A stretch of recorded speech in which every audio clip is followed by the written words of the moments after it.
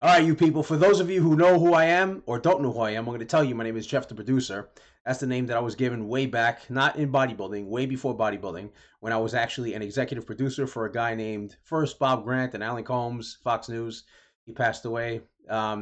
He was one of the biggest names on Fox News with Hannity and Combs. I work for Combs, the liberal, and then I work for Bob Grant, the conservative. So I have about 10 years of experience as an executive producer in talk radio. So I was known as Jeff the Producer, and then I transitioned over to bodybuilding, worked for a few podcasts, started one of the second bodybuilding podcast ever in bodybuilding. And I worked for them, Musket Development, way back, and some other people. And I created at least 50 or 60 different podcasts. That's not an exaggeration. That's actually on the lower end of the scale. Produced it, executive produced it, hosted it, recorded it, streamed it online. One of the first guys ever to go live online. Had my own podcast for a while for a supplement company, blah, blah, blah, whatever. Doesn't really matter. What matters is that I'm here today to tell you that one of my favorite movies of all time is Tron. And that's the Tron from, can I point the right way? 1982. That guy. That image right there is definitely an image of Tron, but that Tron never appeared in the movie. That's just a cool poster that they released that I always thought as a kid was awesome. They put it on the cover of magazines, and I always wondered, like, why didn't they put that image into the movie? One of my ex-girlfriends, the most recent one, that cunt cocksucking whore, she pointed out to me that there's actually a T on his chest, and I've never noticed it as a kid. So, like Superman has the S, Tron has a T on his chest. I never saw that, so you can see it's right there. Can I find it? Yeah, it's right there. So at least she was good for something. But yeah, she pointed out the T, and I was like, holy shit, I never saw that before. So I was looking on Flynn's uniform to see if it had it there. But anyway, I'm going beyond myself. I'm going way, way ahead of myself. I'm doing this for two reasons. One, I'm super excited that Tron Ares is coming out. That's the third in this series of Tron movies since 1982. Amazing. The last one came out 15 years ago called Tron Legacy. The first one, of course, was called Tron. And let me tell you what the basic premise of Tron was, always was, still is. And now, I don't know, they seem to have forgotten what it's all about. So let me tell you what the basic story of Tron is. Tron is a story about a computer programmer who made three successful video games. Now, way back before Xbox X and Xbox Series X and PS5 and all that shit, there was actually something called an arcade, and the arcade had these video games that you went to go play. And the reason why you went to the video game place, the arcade, and not at home was because, number one, the home system sucked.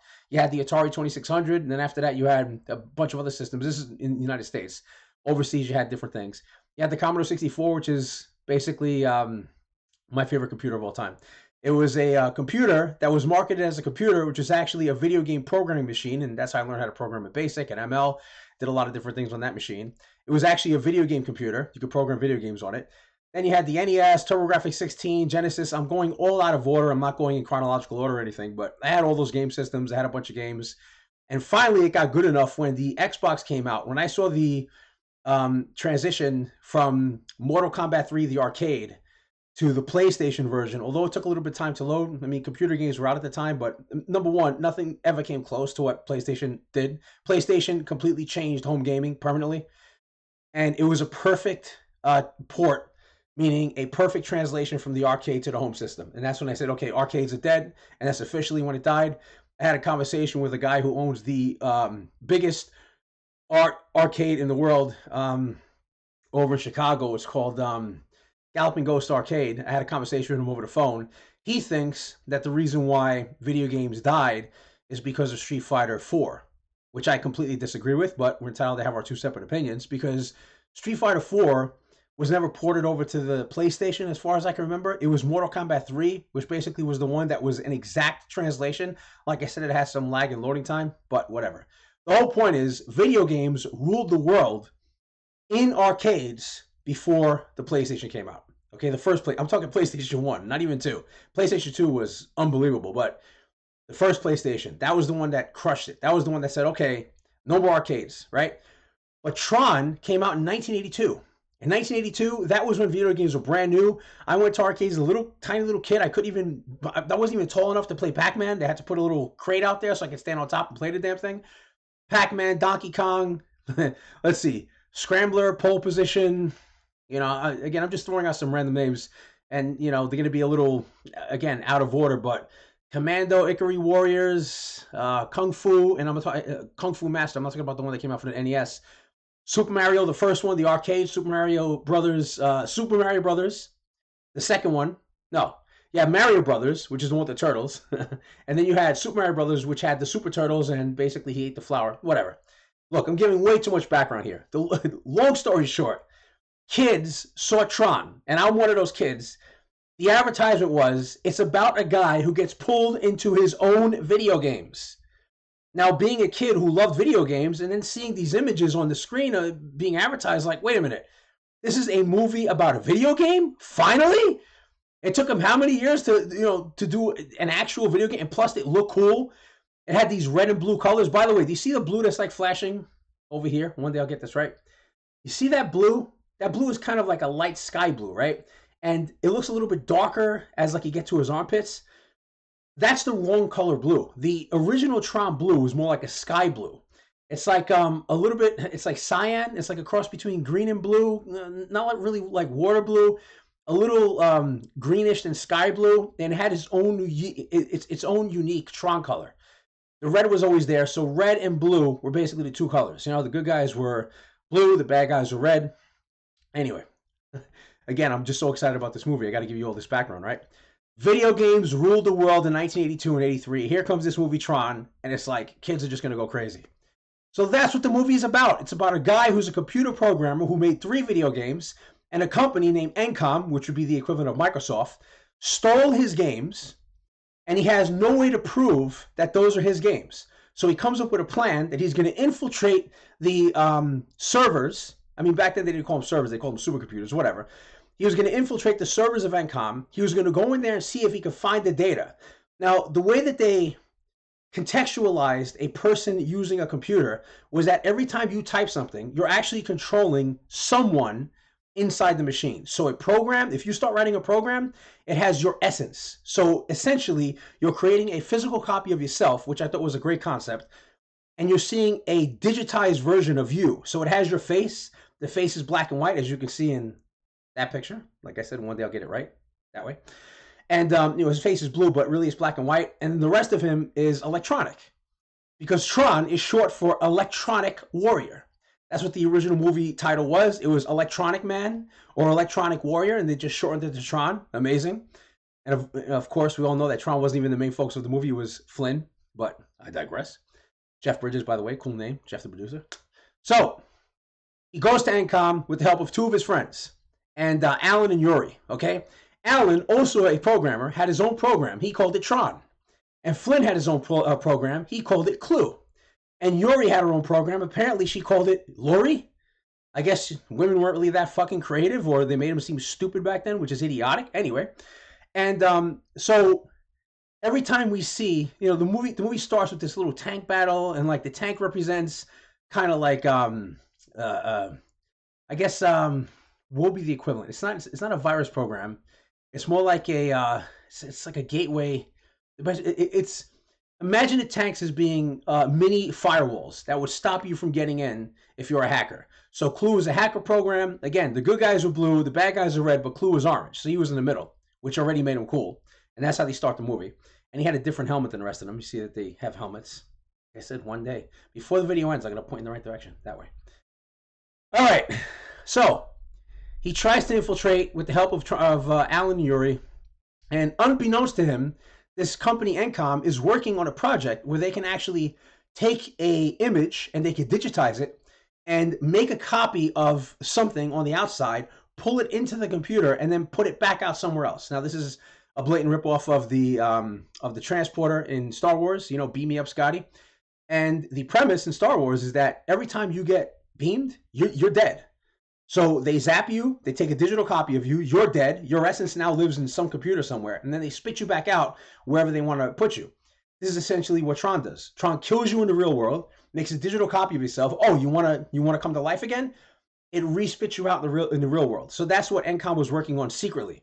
So he doesn't realize this. He's sitting in front of the computer, and right behind him is the beam from this thing called the Master Control Program, the MCP, the evil MCP, which is talking to him and saying, hey, stop doing that. He's like, yeah, whatever, I don't care. He's like, listen, if you don't stop doing this, I'm going to pull you into the computer world, and I'm gonna make you play your own video games, and I'm gonna kill you by you playing your own video games. So you know how you have like 3 lives? I'm gonna kill you in the real world. Excuse me, I'm gonna kill you in the fake world, and you'll be dead in the real world, and that's it. You're never getting out. I'm gonna trap you in here forever. But I'm gonna kill you by having you play your own video games. Amazing. Long story short, spoiler alert, he manages to find the documents. He gets ownership of Encom, and that's it. He's now the owner of Encom, and he decides to continue building the digital world. Now, we don't really know this because Tron ends. Then we get Tron Legacy. Tron Legacy, Flynn, the guy that now owns his, the company Encom, he has a kid, and Flynn disappears. He completely disappears. I'm so excited I can't even speak. He disappears, and in Tron Legacy, his son, Sam Flynn, goes to look for him. And what he finds is Clue, which is the digital copy of him, of Flynn, that he created in the first movie. Remember, Clue is not good, he's not bad, he just does as he's told. And he's now in charge of basically stopping these other things, which are digitized warriors, which are hybrids of humans, and they're like AI programs, and they come to life, and very complicated. I understand the story, but it's too stupid to get into. Long story short, Tron Legacy forgot what Tron was about. It was about video games. So I'm watching Tron Legacy. I liked it. I left it with like a mediocre kind of feeling, kind of like not a bad taste in my mouth, but wanting something more. Plus they kill Flynn, spoiler alert, which is stupid. And it's like, wait a minute. So, and then, some digitized girl comes out. It's ridiculous. Doesn't make any sense, but whatever, I liked it because they had light cycles and all the battles and all the disc wars and all that shit. Fine. But where's the video games? Not one reference to video games. Tron Legacy, they're making like Windows. It's like some copy of Windows, whatever they call it. And then you have the guys at Encom, and Sam was supposed to be he's making money from Encom, and his father left it to him in case he disappeared, but other people are running it, so he doesn't know what he's doing, so he's just causing mischief. It's ridiculous. He goes to look for his father, he finds him, and then he dies. It's crazy. Nuts. So now we go to Tron Ares. Well, I'm going to watch the trailer with you. I'm going to try to keep it together because every time I watch this trailer, I get fucking emotional, and I don't know why. So I'm going to put these on so I can watch it with you. And if YouTube decides that I can't put this online, guess what? I'm just going to fucking not even show this video to anyone. So here we go. I'm going to watch it with you, give you my normal, natural reaction, and let's see if I can keep it together.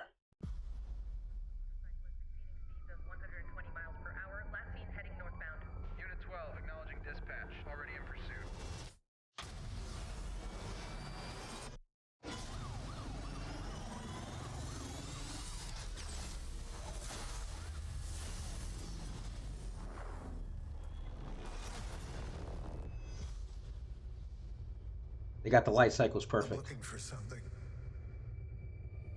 Something I do not understand. I think that's Mickey Mouse, by the way.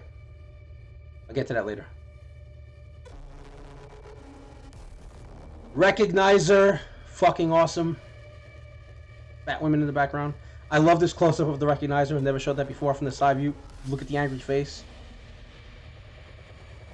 This music, 9 Inch Nails.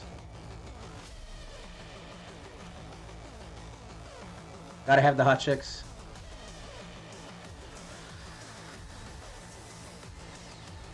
From Legacy, the cool flying shit. Ready? That's Flynn! Keep it together, Jeff. I already feel myself getting emotional. Because there's no going back. It looks cool.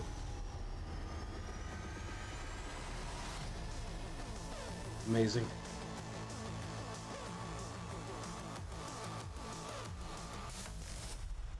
10/10/25. I'll be there. Even if I'm by myself, I'm going to be watching this fucking thing. Now, I didn't see any reference to video games.